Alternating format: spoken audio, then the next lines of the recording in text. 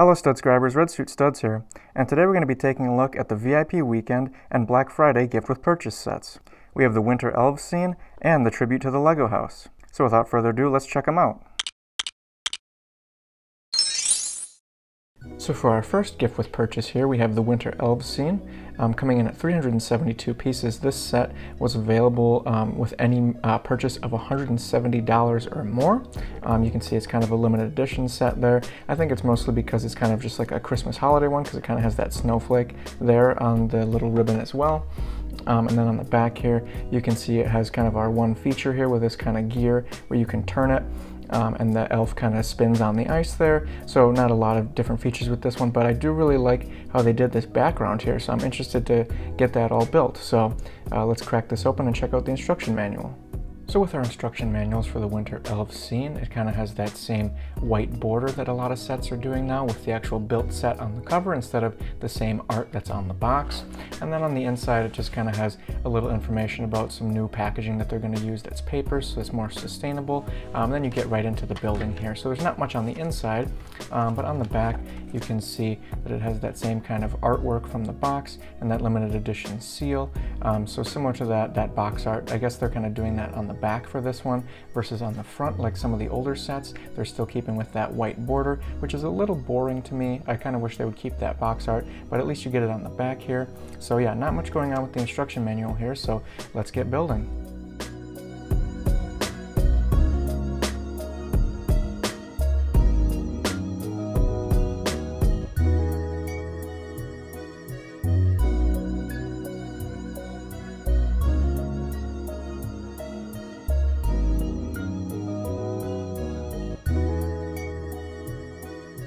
So now that we have our full Winter Elves scene all built up, let's check out some of the features. So obviously, like on the box, there's this little gear here that kind of turns the elf while he's on the ice here, and then you kind of have an ice skate here, and there's another one as well that's removable, and then you can put it back on his foot, but then you can kind of click him in with that one stud on there, and then you can kind of turn the gear here and spin him. I wish it was a little bit more fluid, or maybe it took a little bit less turns to kind of get him all the way around, because you kind of have to maybe put your whole hand there to get a good spin on there. Otherwise you just kind of got to go one by one and it's a little slow. So I wish that had a little bit better of a mechanism. It is nice how they have it connected with a smaller gear here, and then there's a bigger gear underneath here to kind of spin it. It is a nice mechanism for spinning, but I just wish maybe they put another big one on the outside so it was just kind of easier to spin here, but a nice little feature nonetheless. And then on the left here, we have our other elf here with her sleigh that's full of snowballs to throw at her other elf friend here. And you can see there's a couple 2x1 plates with the single stud on top, so that you can just kind of click them in here without them being really tight into the build there. And then there's also some snowballs right here. And then of course we have our little squirrel friend here as well that just kind of comes off. And this is a nice piece. I haven't actually seen this in any other sets yet, so I'm not really sure how new this one is. It's new to me at least, but I do really like this little extra character they add on here. Although I will say he's a little tough to get on the stud here. There we go. All right, and then you can also see he kind of has what I'm assuming is like an acorn or something there, as a nice little added detail as well. And then I'm going to take the elves off here just so that you can kind of get a better look at the back wall here. So there's a little mini Christmas tree and kind of a bigger one. And this one actually comes out really easily, this bigger one. It's just kind of in there with a 1x1 brick. And then this one, same thing, a 1x1 brick, but this one just kind of sits in between all those cheese slopes there. So here are our trees. I do really like how they did the Christmas lights with kind of those, it's kind of like that same rope that they would use for a Spider-Man minifigure in a set. And then they just kind of clip those 1x1 clip tiles on, and then put some various colored translucent studs, which is a really nice way to do those kind of Christmas lights. So I really like how they did these trees here, and adding the white cheese slopes for some snow is also a nice detail as well. And then the detail on the back wall here is really nice as well. I like how they added some more trees into this set on the back wall here without actually having to build more trees that would kind of clutter up the rest of the display here. So having a couple more, actually like a little flat two-dimensional area on the back wall here is really nice. And then kind of the teeth pieces that they use as well that kind of overhang is a really nice added touch for like some ice, some icicles kind of coming down from the mountains up here. And the gradual angling of all this right here with some of the smaller cheese slopes into the bigger bricks with the slopes is also really nice too. So it's nice how they kind of make some white ones for snow and then the gray for the actual mountain rocky area. And then you can see around back here that there's kind of a lot of 1x1 studs that go into all this kind of gradual sloping here, because you kind of need to get some fine details there in order to have everything kind of match up to a point. And also then that way it's not just like an instantaneous kind of point with the mountains there, it kind of leads up. So they have a lot of single studs to kind of gradually get to that kind of slope there. So there is a lot of building that goes into that back wall, which gives it a lot of detail on the front, which is nice. So I'd say for the price point of a $170 purchase, this is a nice little set, especially now at Christmas time, to kind of have a little extra build to maybe decorate in your living room or in your bedroom or just somewhere if you want to have a little bit of a Christmas display.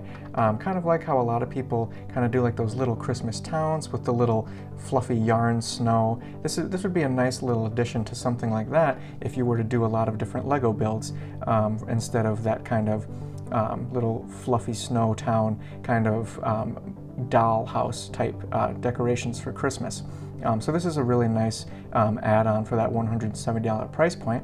So now that we checked this one out, let's go take a look at the Lego House Tribute.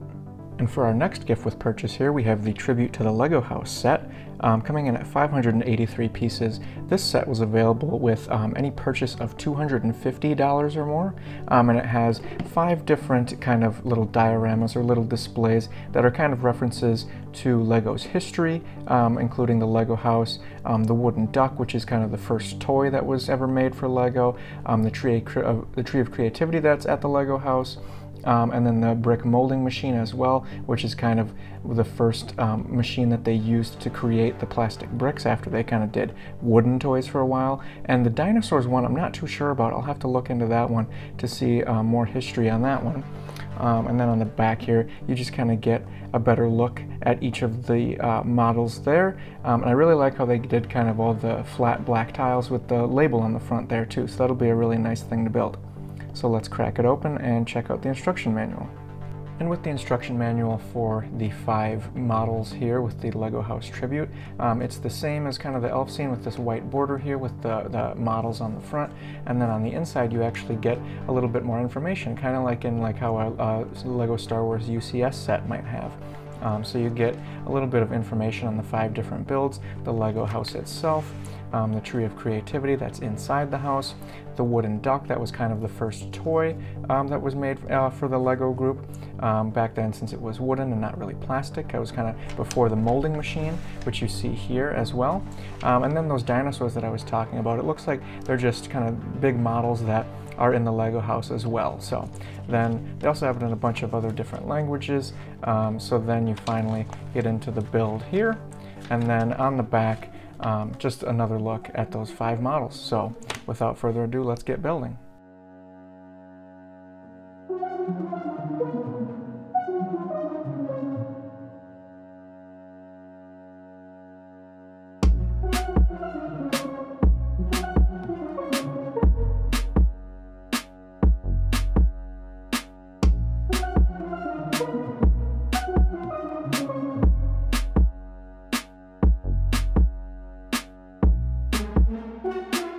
So now that we have all the Lego House Tribute models built, we'll just kind of go over them one by one here.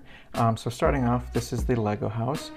This is the first one that you build in the series of 5, and you can see there's a lot of cool colors they use in this set here, and it actually does look like the actual building in Denmark, of course. You can see they use a lot of small 1x1 clear pieces to kind of give that effect of like the glass windows at the bottom of the building. and then there's kind of this rainbow effect along the entire model here, and it just kind of leads from the red, orange, yellow, green, blue all around here, and then it kind of tops it off here with a couple white 2x4s, and then you can see here that they also kind of use some of those, here I can grab it, it's like kind of like these pieces, but the flat ones, kind of in between here to kind of give some definition to the buildings, and then they kind of use the 2x2 flat tiles on the top there with some of those later pieces to add on top. And they used a lot of unique building techniques with this one. Let me see if I can take it apart here a little bit so you guys can see here. They used a lot of like the flat 2x2 tiles with the stud in the middle, and then also some of the pieces that they used a lot were these kind of, you can see here, these 1x3s with the 2 studs on top. They use those a lot so that you can still kind of connect here and get a little bit of flat space on each side with no studs while still connecting the tiles on all sides. So, so they used a lot of nice building techniques there.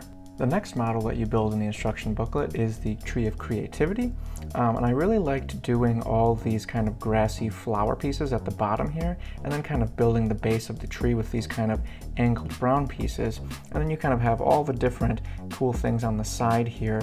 I think this is like a chair or maybe a castle, a mailbox, I don't know, it's hard to tell. I'll have to take another look in the instruction booklet to see what it actually is.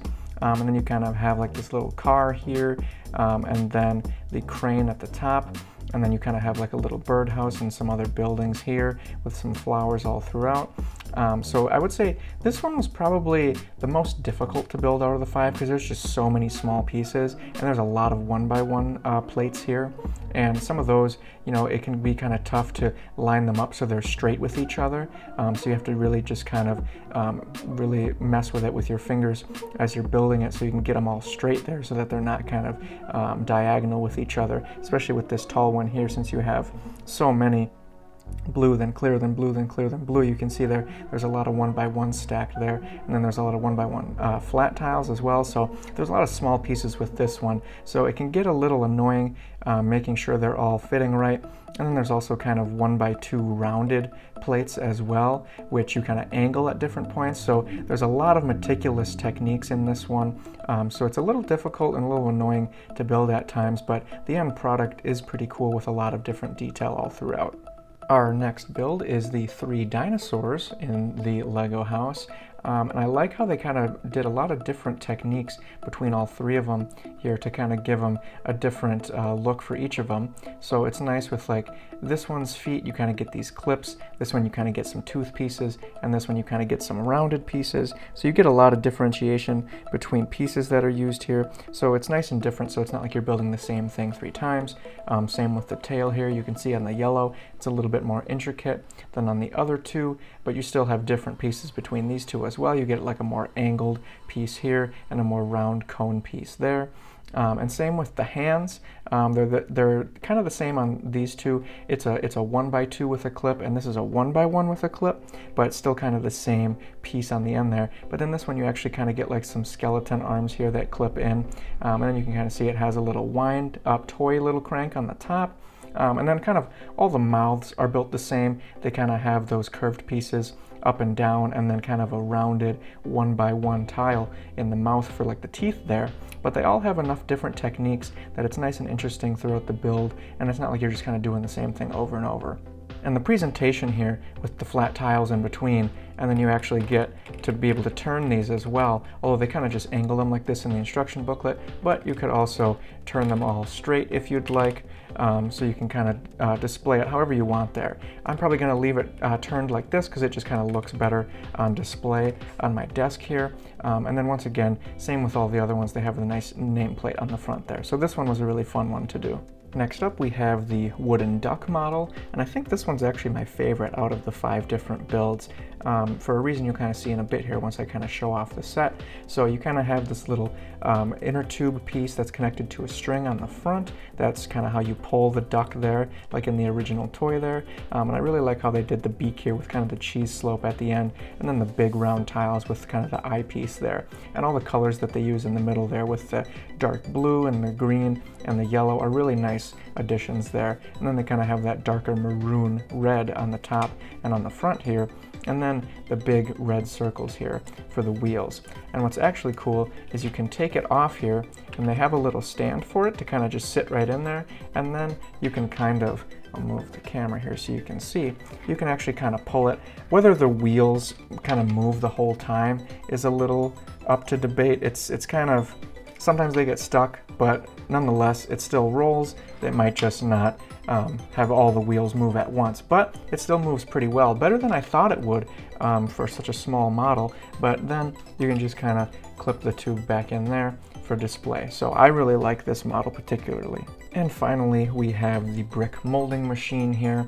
It's a little bit of a complicated build. There's a lot of parts that kind of go into this one here that are all at weird different angles, and there's plates, and there's kind of 2x1s with the stud in the middle. There's also little studs here. So there's a lot of different pieces that go into this one, and it's kind of complicated, but not in a difficult way like the Tree of Creativity is. It's a fairly simple build. It just has a lot of different parts, so you're not really doing the same thing more than once. Kind of similar to the Lego house with the dinosaurs there, where you're kind of doing the same things over and over, but with this one, it's all different pieces here. So you can see here, they actually kind of use a cell phone piece for kind of the touchpad that they use to start the machine with all the buttons and whatnot. And then you can kind of see with these clear pieces, it's kind of where the plastic bricks you can see there that are kind of represented with those red tiles kind of end up and then drop into the bucket here to then be processed with this little box over here. And then I think these are also little levers that can go up and down, and then there's a little kind of meter in the bottom there. So I'm sure without actually knowing what the brick molding machine looked like, nobody would have any idea what this is, but after seeing it in the instruction manual, this is actually a really good representation of it. Same with down to the colors and everything. It is like this exact lime green, so this is a really fun one to do at the end here. So now that we got a good look at the Winter Elves scene and the Lego House tribute, let me know in the comments which one you like more. Don't forget to Stud-Scribe, and I'll see you next time.